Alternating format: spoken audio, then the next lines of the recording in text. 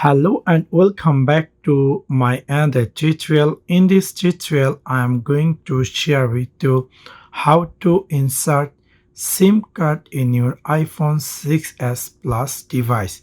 So let's take a look how to do that.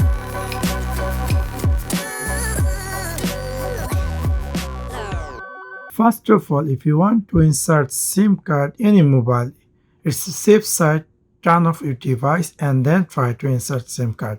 So my device, I am going to turn off it, and then later on I am going to add my SIM card. So I'm going to click slide to power off. So my device is turned off, and now in right side there is a SIM slot. So you can easily add nano SIM card in your iPhone 6s Plus. So in your box you will get some ejector. If it is not, you can use something like this pin and simply push it here, and then you will see there will be a SIM slot will come up. Here you can use your nano SIM card. Simply placement your nano SIM card like this and then return back here, and this is how you can easily add SIM card in your iPhone 6s Plus device.